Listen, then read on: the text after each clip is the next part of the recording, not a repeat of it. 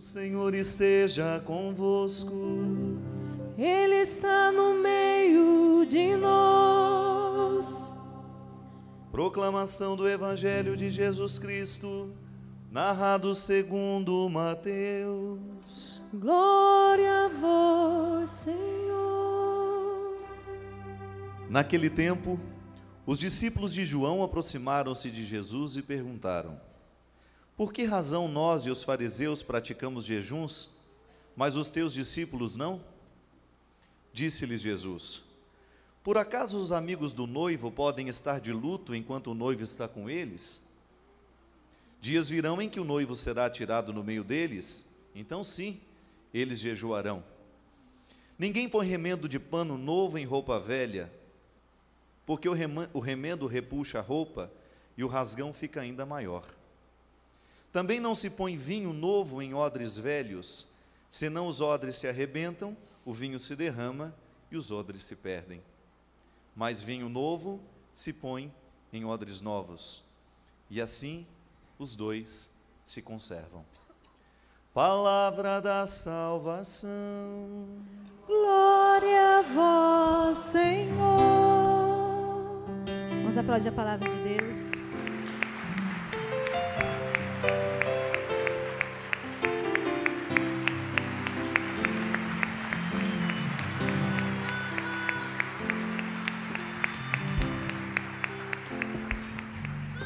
Louvai o Senhor, porque é bom.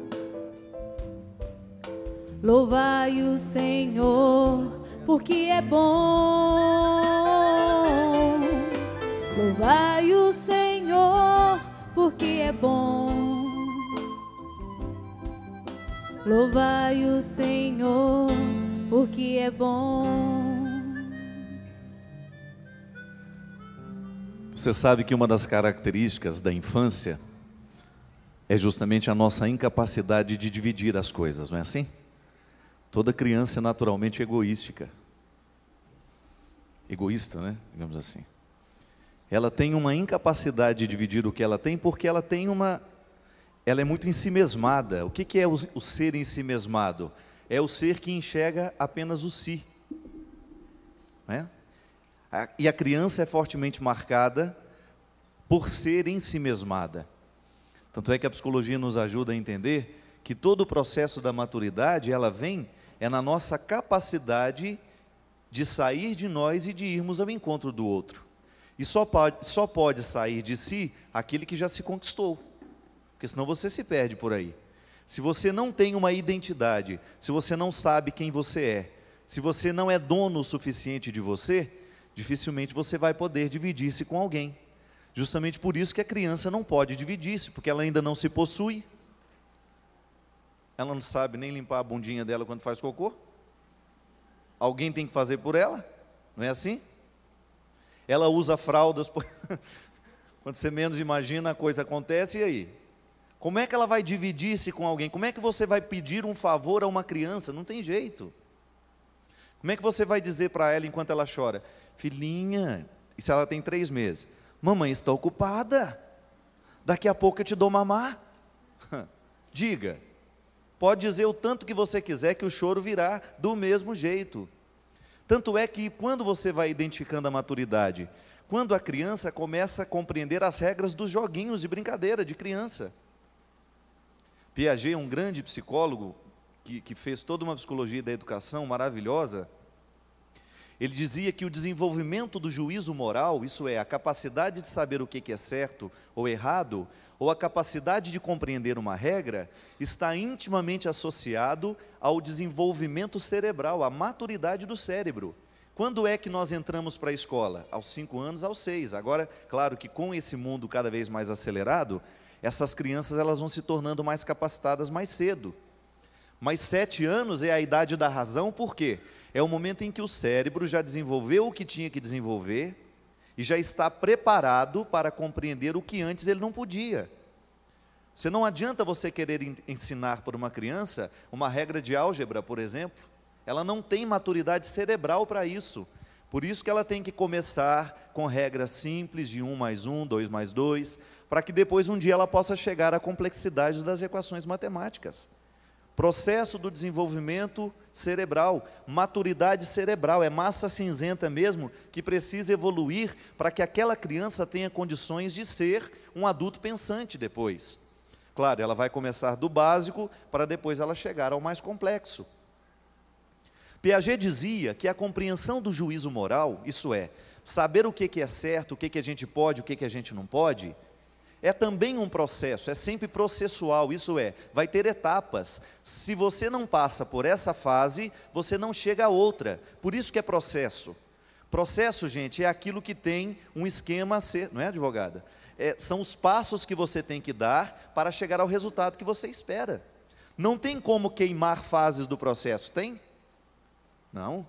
Não tem como você chegar diante do juiz, olha juiz, vou contar qual que é o meu problema. Não, você tem que primeiro passar pelo advogado, o advogado vai estudar o problema, faz a petição, aquela coisa toda, depois tem a audiência, aí então sim que o juiz vai tomar conhecimento. Por quê? Porque é processo, é demorado, é chato, é lento, é assim. O processo é lento, não é assim que a gente fala? Para a gente chegar lá, a gente tem que passar pelo processo, a vida é assim. E a criança, ela passa pelo processo de amadurecer para chegar à compreensão das próprias regras.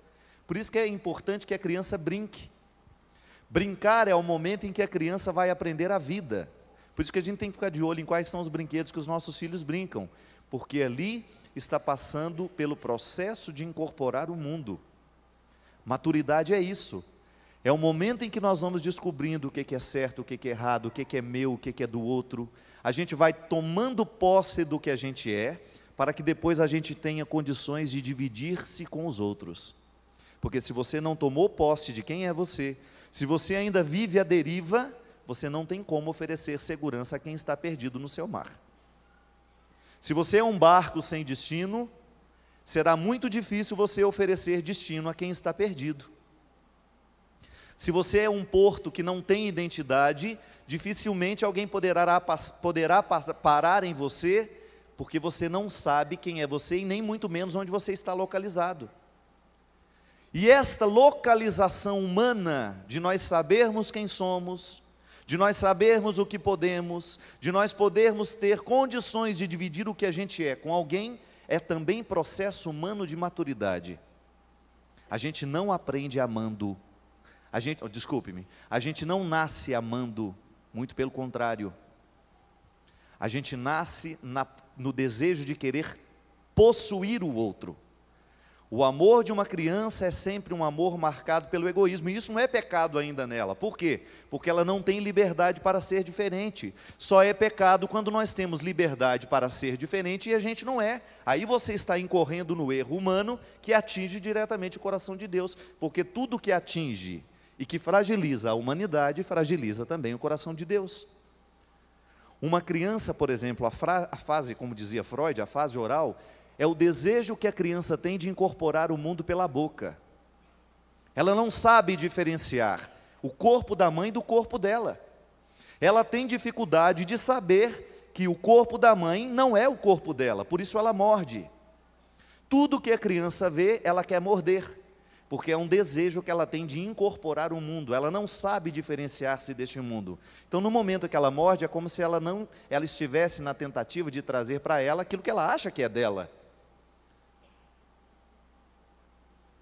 Essa fase oral, se você que já foi mãe, você sabe muito bem, criança chega a machucar você, não é verdade? E eu pergunto, por mais que você ache fofinho, você tem coragem de arrancar pedaço de quem você ama? Não. Porque você já está no juízo moral, você já amadureceu para saber que o corpo do outro não lhe pertence. O desejo de incorporar o outro pela boca, no momento que morde da criança, é uma característica dessa incapacidade de amar, essa incapacidade de respeitar o limite. E é à medida que você vai educando, que essa criança vai avançando no processo de amadurecer para isso, de descobrir que o outro não é ela. E de que ela não tem o direito de fazer com o outro aquilo que ela quer. Veja bem que isso é desenvolvimento da fase moral e que depois nos atinge em cheio se a gente não passa pelo aprendizado. E você já deve ter encontrado muita gente que, mesmo já tendo muitos anos de vida aí, ainda continua achando que ela é dona do mundo, que ela tem o direito de incorporar os outros e que todos os outros estão a serviço dela. Incapacidade de amar, falta de maturidade.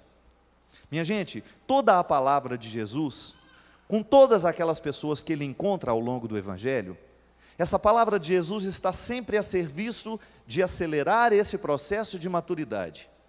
Porque Deus não pode fazer reino de Deus, Deus não pode instalar o seu reino aqui na terra com crianças.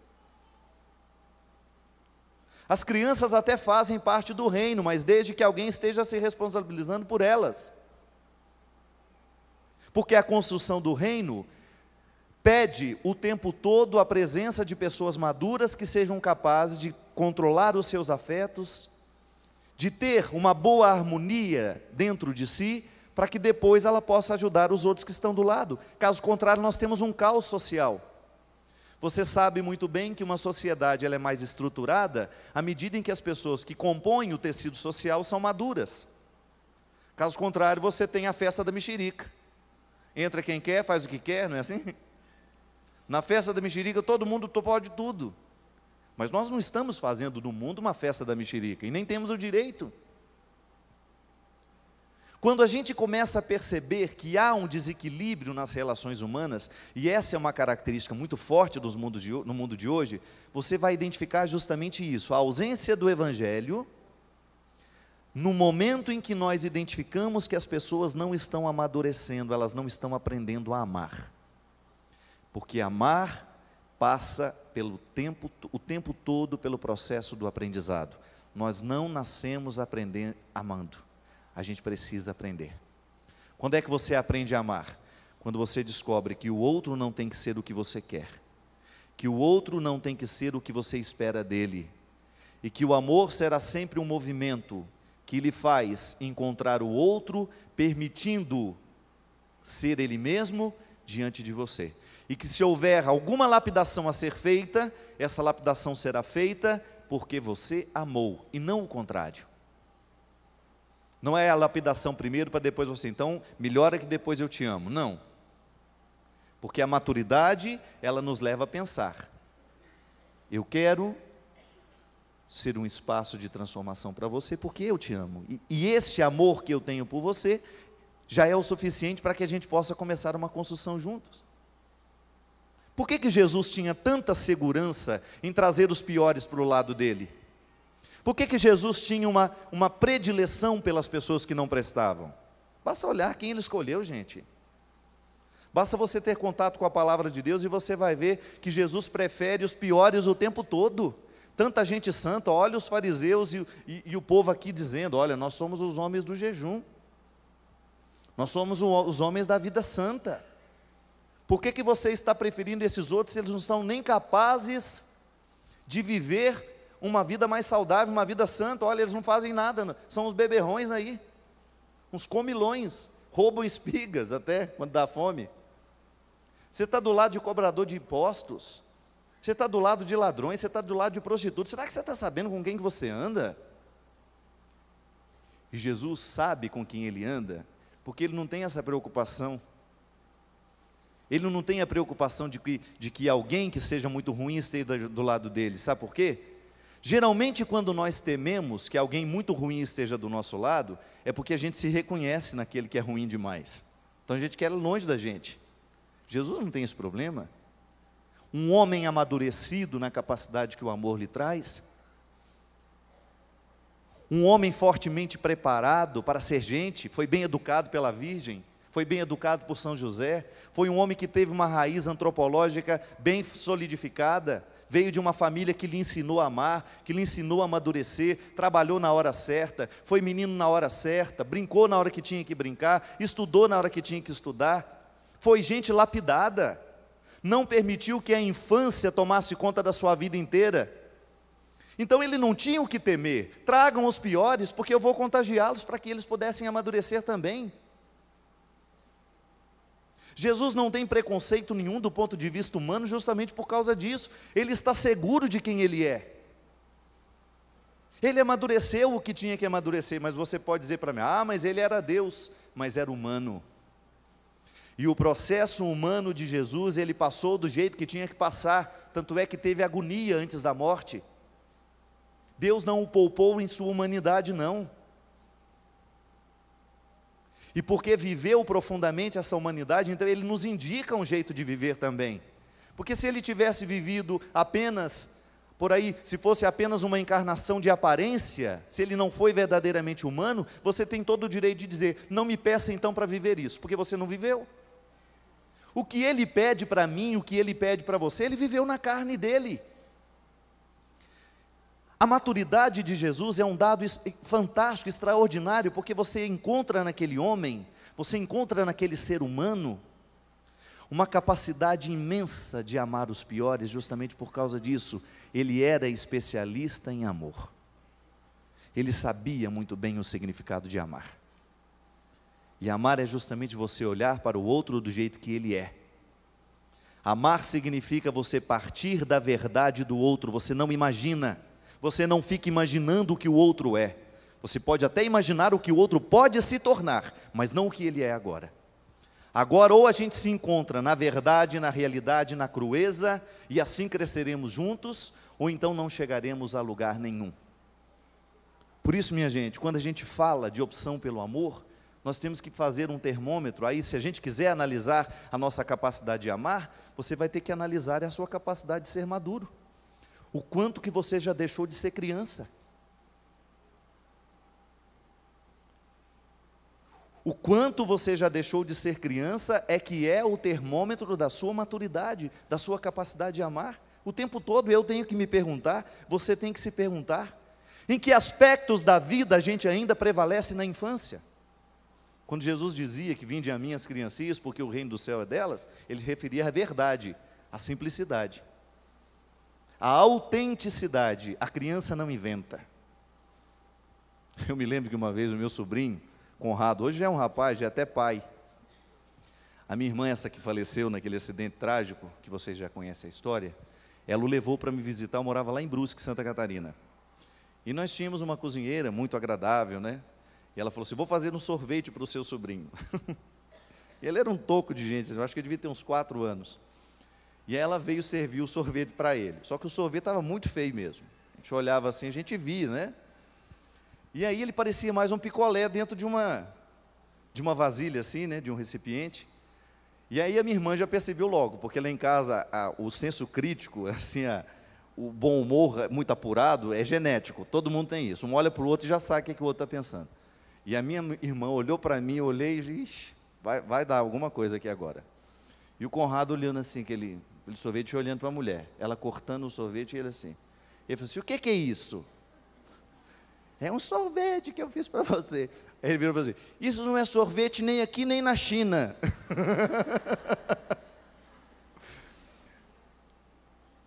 Aí a mãe quase morre de verdade, de vergonha, né?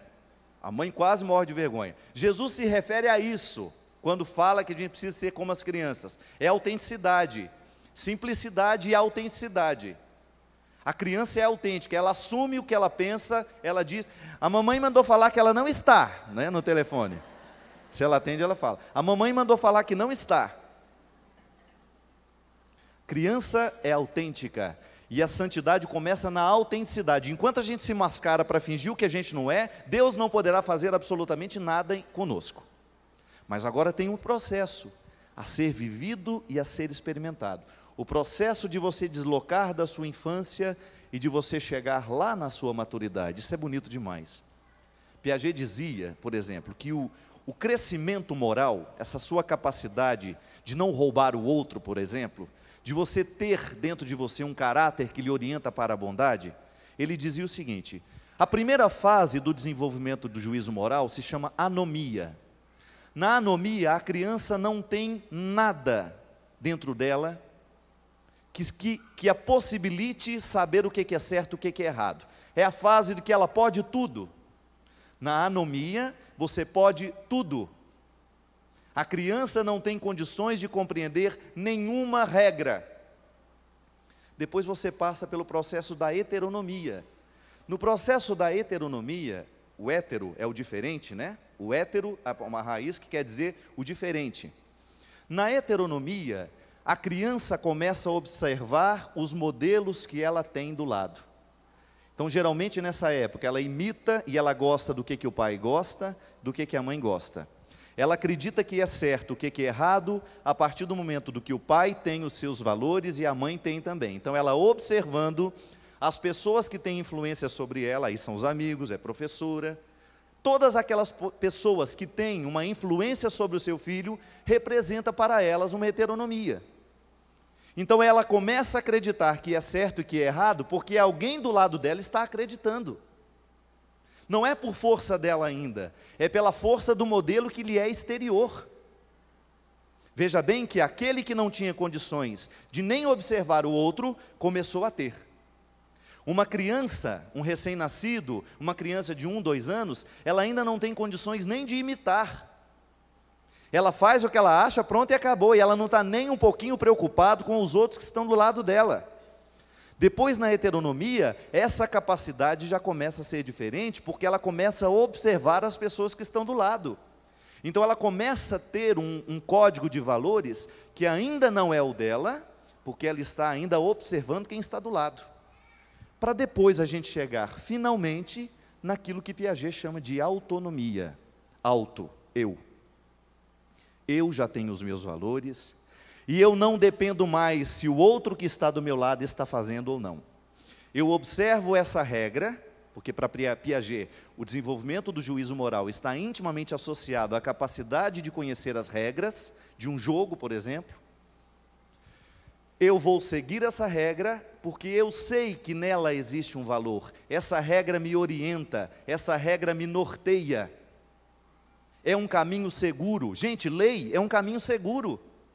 Não é uma coisa para me cercear, para me impedir de ir, não. É para me fazer caminhar seguro. Proibido pisar na grama. Na heteronomia, a gente olha um para o lado, para o outro, atravessa, não é? Na autonomia, não. Quem vive na heteronomia atravessa tranquilamente a grama e não tem ninguém vendo mesmo. Não é assim? Uso do cinto de segurança. Precisa colocar não, que aqui não tem polícia na cidade. Primeira coisa que falam para a gente quando a gente entra dentro do carro. Precisa não, preocupa não. Tem nenhuma polícia aí. Mas eu não estou usando por causa da polícia. Eu estou usando porque eu sei que é uma segurança para mim. Aí sim, é autonomia. Se você não usa porque tem alguém, não tem ninguém olhando, é heteronomia. Está vendo como você tem condições de saber se você está maduro ou não? É só você descobrir se você obedece quando tem alguém te vigiando e quando não tem alguém te vigiando. Se você assimilou como valor, você não precisa que ninguém fique te observando. Gente, religião é a mesma coisa, processo de conversão é a mesma coisa, passa pelo mesmo esquema que Piaget delimitou e nos ensinou. Na fé nós também vivemos a autonomia, na fé nós também vivemos a heteronomia, nós vivemos a anomia. Basta você descobrir que em determinados momentos da sua vida você faz uma coisa porque alguém está te pedindo, ou você faz alguma coisa porque alguém está te obrigando, porque alguém está te observando, e você vive aquela santidade, entre parênteses, porque o padre está observando, e você faz questão de ter aquela pose por onde você vai, ao contrário da pessoa que já voou um pouco mais, já ultrapassou o limite da heteronomia e já entrou lá na autonomia. Eu não preciso que ninguém me observe, eu vivo porque para mim é um valor, eu vivo porque eu já amadureci nisso, e não quero mais ser escravo daquilo que antes me dominava na minha anomia, e depois que me dominava na heteronomia, porque a pior coisa que tem é a gente não ser maduro no mundo, a gente sofre dobrado. Pessoas imaturas sofrem dobrado. Pessoas imaturas lamentam o tempo todo, porque elas querem que o mundo seja como elas querem que seja. Pronto. Pessoas imaturas querem modificar os fatos. O fato já aconteceu, já acabou, já está aí, não tem como mudar. Pessoas maduras deixam que os fatos lhes modifiquem. Eu não posso modificar o fato. O imaturo chora, lamenta, fica lá reclamando. Eu falei que O maduro vira a página. Tem como mudar? Resolve reclamar? Reclama em uns 10 minutos, acabou. Porque se a gente não reclamar também, a gente adoece. Tem que reclamar. Nem que seja uns 5 minutos, sabe? Lamenta. Mas não faça da vida toda um lamento. A maturidade é justamente isso, gente. Eu não tenho como mudar o fato, então eu deixo que o fato me modifique. Para que eu vou ficar batendo a cabeça? Diz que a anta é assim, né? O Padre Léo dizia. A anta é aquele bicho que vai sempre na mesma direção, e bate a cabeça e volta, e bate a cabeça e volta. Uma anta imatura. Maturidade é esse processo bonito que vai nos levando pela vida, para a gente poder viver com um pouquinho mais de qualidade. O imaturo ganha o limão, chupa ele fazendo careta. O maduro faz a limonada. Fica reclamando. Não é? Reclama, reclama, reclama, reclama. Não tem como. E aí a gente vai descobrindo que, por exemplo, nós vamos fazendo o nosso retrato. Porque eu estou falando aqui, eu estou me pensando. E tenho certeza que no momento que você me escuta, você se pensa também, meu Deus, como eu fui imaturo naquela hora. Quando a gente não é capaz de sair do nosso processo e dar o salto de qualidade na nossa humanidade, a gente vai ser eternamente carente, ninguém gosta de mim, já estou acostumado, né? Aquela carinha de vítima. A vítima é uma das piores espécies humanas que pode haver entre nós. E quando a gente é vítima, coisa mais triste, para a vítima não existe solução de nada. Tudo está irremediavelmente perdido e não adianta propor nada. Não tem jeito. Não tem jeito e ela não quer nem discutir a questão. Tudo esse preâmbulo para a gente chegar aqui agora. Muitas vezes, os nossos relacionamentos de amizade, eles são um fracasso por causa das nossas imaturidades. A gente tem os nossos amigos como se fossem ursinhos de pelúcia que decoram a nossa vida. E amigo não é ursinho de pelúcia para decorar a nossa vida. Amigo tem que ser uma agulha que nos espeta o tempo todo para a gente poder crescer na hora que precisa. Nós não temos que ficar olhando para as pessoas que estão do nosso lado, imaginando essas pessoas, não. O seu amigo não é aquilo que você imagina. E ele não tem obrigação de ser o que você imagina dele. Isso é coisa de criança, que olha para o super-homem e acredita que ele realmente pode voar. Isso é coisa de criança. Amizade é processo de maturidade que nos leva ao verdadeiro encontro com aquelas pessoas que estão do nosso lado. Tem todos estes defeitos, mas ele faz parte da minha vida. E eu não troco por nada deste mundo. Sabe por quê? Porque eu tenho alma de cristão. E aquele que tem alma de cristão não tem medo de defeito dos outros. Porque sabe que aqueles defeitos não serão espelho para você. Mas você será um instrumento de Deus na vida dele para que ele possa superar. E com sua maturidade, com seu jeito de entender o processo humano, porque quanto mais maduro a gente fica, maior é a nossa capacidade de reconhecer os flagelos da humanidade, sem que a gente se desanime com ela. Ô minha gente, se você for pensar como é o universo do Padre, como é difícil escutar o que a gente escuta, conhecer os bastidores da humanidade, sem que a gente se desanime com ela. É uma das coisas que eu mais peço a Deus, Senhor, que eu me apaixone cada vez mais pela humanidade, porque se eu não estiver apaixonado pela humanidade, eu não sei o que significa seguir-te. Um padre só pode ser padre à medida em que ele é apaixonado pelos calvários da humanidade. Senão não tem jeito de ser padre, não.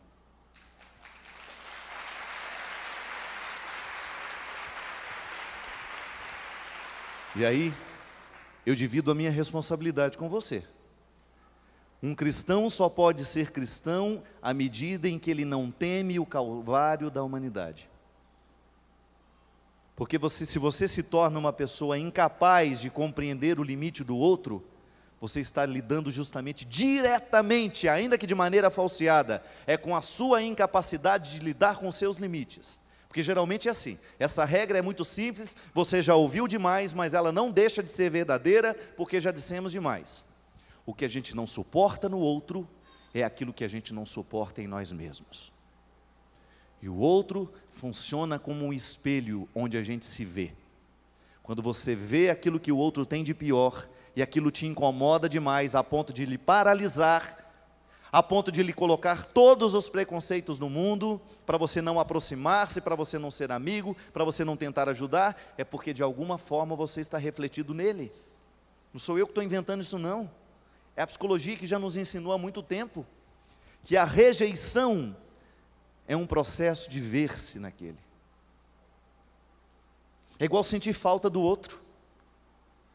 Eu sinto falta, mas o que eu sinto falta é da falta que me falta e que nele não falta.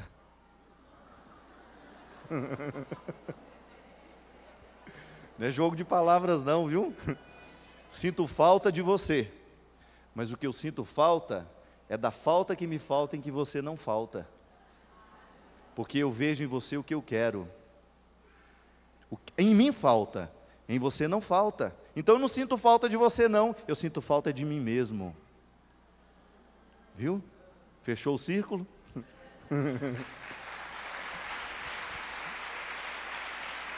Amor imaturo. Vamos fazer o jogo de palavras de novo? Isso vai estar no meu livro, viu? Depois você compra. Vai sair pela Canção Nova.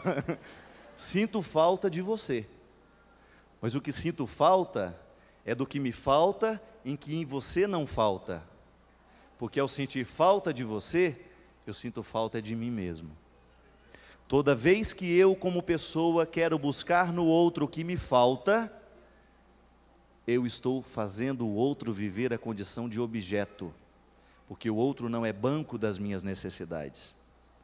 Eu posso até admirar no outro o que eu não tenho em mim, mas eu não tenho o direito de querer fazer que ele se torne a representação daquilo que me falta, porque senão isso não é amor, isso é coisa de criança, brincadeira de criança. E brincadeira de criança tem que passar um dia, minha gente. Ninguém pode continuar brincando a vida inteira, ninguém pode passar a vida inteira no meio de carrinhos e de bonecos. Ninguém pode passar a sua vida inteira montando pecinhas de quebra-cabeça aos 40 anos, como se você ainda tivesse 5, não. A vida passa e é bom que ela passe, é uma viagem, o trem está andando o tempo todo e a gente não tem como falar, vou parar aqui agora que eu quero ficar nessa estação a vida inteira. Um dos grandes problemas que nós temos, sobretudo nos homens, psicologia humana agora, para homens, psicologia não, humana é sempre psicologia, psicologia masculina, que eu queria dizer, o prolongamento da adolescência nos homens é uma coisa seríssima. Homens que aos 40, aos 50, aos 60, ainda estão se comportando como se fossem garotos de 15, 16 anos.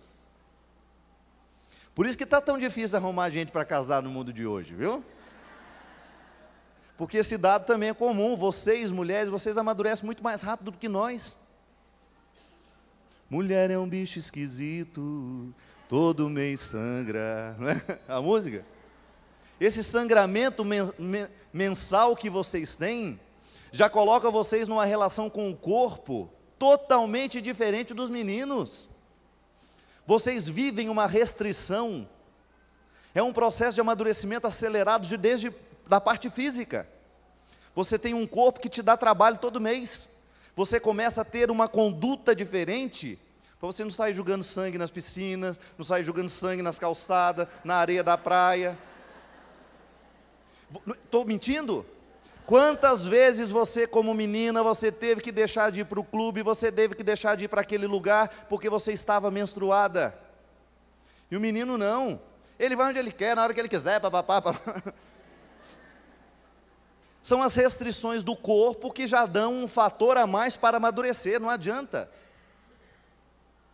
O processo da maturidade na mulher é diferente, é muito mais acelerado. Não significa que você vai ser mais ser humano do que o homem, não. Mas num determinado momento, o seu processo é acelerado pela força do seu hormônio. Você amadurece, você começa a enfrentar os limites da vida e da sua condição mais cedo.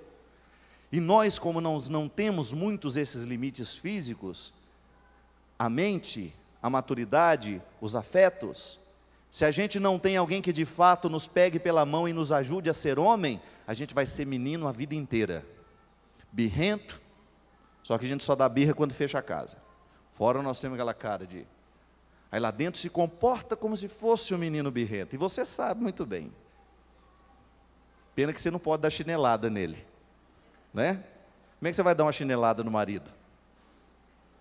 O prolongamento da adolescência, dessa incapacidade de ser homem de verdade, isso é um problema seríssimo no mundo de hoje. A infidelidade, por exemplo. Infidelidade passa pelo processo da heteronomia. Tem alguém te vigiando? Você fez uma viagem, vai passar um mês na França. Tem alguém te vigiando? Você largou sua esposa e seus filhos em casa. Alguém vai te vigiar lá? Se você não estiver na experiência da autonomia, do amor que lhe faz ser um valor respeitar quem você ama, você vai trair. Porque cessou a vigilância. Ali você sabe se a pessoa está preparada para amar para a vida inteira. Foi na experiência que ela fez de descobrir que respeitar o filho, que respeitar a esposa, é uma experiência de valor. Eu não estou respeitando porque alguém está me vigiando, eu estou respeitando porque eu sei que é um valor. A mesma coisa como padre. Quantas vezes na minha vida eu viajo por aí, vou para lá e vou para cá. Está certo que agora a gente é mais conhecido, todo mundo sabe que a gente é padre. E quando a gente acha que não sabe, tem alguém observando a gente lá. Então, quanto mais conhecido a gente fica, maior é a responsabilidade que tem com o cargo que exerce. Essa é a responsabilidade. É valor? É valor ser padre? Então vai ser casto, vai respeitar o que optou. Se não, cai na gandaia. E eu que sou padre tenho coragem de assumir isso. O anonimato é um perigo para nós. É sempre bom que nós estejamos do lado de pessoas que saibam quem somos nós e quais foram as opções que nós fizemos na vida. Eu sou um homem consagrado a Deus, você é uma mulher, você é esposa, você é mãe, e é sempre bom que você esteja num lugar que te proteja, que todos saibam quem você é, o que você faz, porque você está comprometido com a sua autonomia, você amadurece nessa hora. Minha gente, amar alguém é nós vivermos o exercício constante de não querer fazer do outro o que a gente gostaria que ele fosse.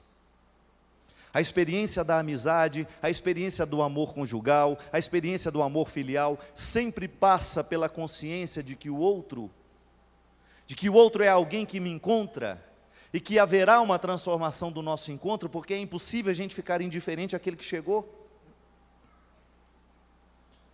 Nós não temos esse direito de modificar o outro e de fazê-lo à nossa imagem e semelhança, não. Eu não sei o que Deus tem para ele. Eu não sei nem o que você pode ainda como pessoa. Quem sou eu para agora dizer como é que você vai ser? Quem sou eu para dizer isso? A experiência de amar e ser amado é, antes de tudo, a experiência do respeito. Eu, que tenho posse daquilo que eu sou, encontro-me com outro que também tem posse do que se é, para que juntos a gente possa se dividir. Caso contrário, estabelece uma confusão danada, a gente já não sabe mais quem é quem nessa história. E a gente começa a sentir falta do outro, quando na verdade a gente está sentindo falta da gente mesmo. Quando na verdade o que a gente está precisando é cuidar da gente mesmo. Quantas pessoas aí que vivem uma extrema necessidade de cuidar dos outros, na verdade ela está pedindo socorro, cuidem de mim, que eu não tenho ninguém nessa vida. Cuidem de mim. Quando você encontra pessoas que estão por aí apavoradas, querendo dar jeito no mundo, quando na verdade elas estão precisando dar jeito na vida delas. Jeitos contrários de querer chegar ao lugar. É honesto o desejo de chegar, mas o caminho que se pega é atalho. Eu não sei, não acredito que nenhuma palavra possa ser pregada aqui sem que ela provoque dentro de nós alguma mudança, até mesmo em quem vai ouvir isso agora. Está aí, em algum momento da sua vida, dentro do carro, sei lá onde, na sua casa. Como é que está a nossa capacidade de amar? Será que a gente tem amadurecido para isso? Ou será que nós ainda estamos buscando nos outros as satisfações das nossas necessidades? Uma coisa é você amar por necessidade, outra coisa é você amar por valor. Amar por necessidade é aquele desejo constante de que o outro satisfaça o que eu espero dele. E amar por valor não. É você não querer nada do outro. É você ser livre diante do outro. Eu lhe amo com toda a gratuidade do mundo. Estava dizendo isso ontem, eu tenho experimentado muito isso com a minha mãe. Essa semana passada ela veio me visitar. Estava com muita saudade dela, trouxe ela para ficar uma semana comigo. E a minha mãe não serve para nada mais. Não serve para nada. Ela não cozinha, ela não lava, ela não passa. E no entanto eu não sei viver sem ela. Isso é amor.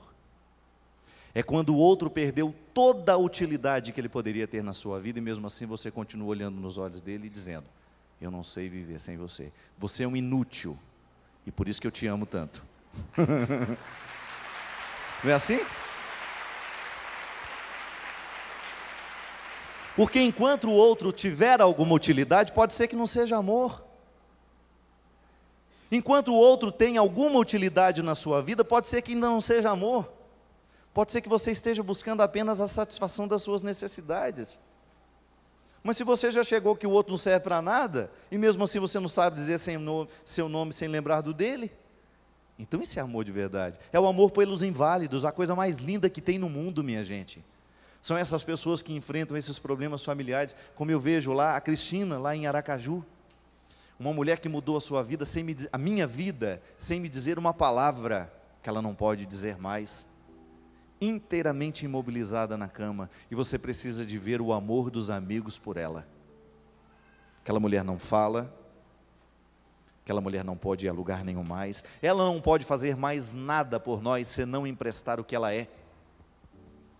Não passa mais pelos gestos, ela não pode mais manifestar o carinho dela pelas pessoas com gestos, porque ela não tem braços mais para isso, os braços estão inutilizados. E no entanto, minha gente, o tempo todo, cada pessoa que se aproxima daquela mulher, ela tem o que ela tem de mais sagrado, o ser. Ela não pode fazer almoço para ninguém, ela não pode fazer um tempero caprichado, ela não pode fazer a comida favorita de ninguém, ela empresta o que ela é. Porque na hora que forem embora as suas habilidades como pessoa, é que você vai saber se você foi amado ou não. Eu vou me saber amado, é assim. É no dia que eu não puder pregar, que eu não puder fazer missa, que eu não puder mais cantar, que só sobrar o Padre Fábio e suas mazelas. Põe o padre no sol, tira o padre do sol, põe o padre no sol. Dá o remédio, traz o remédio. Tira a fralda, troca a fralda. Não é assim? Na hora que passa a utilidade é que vai sobrar o que de fato a gente é.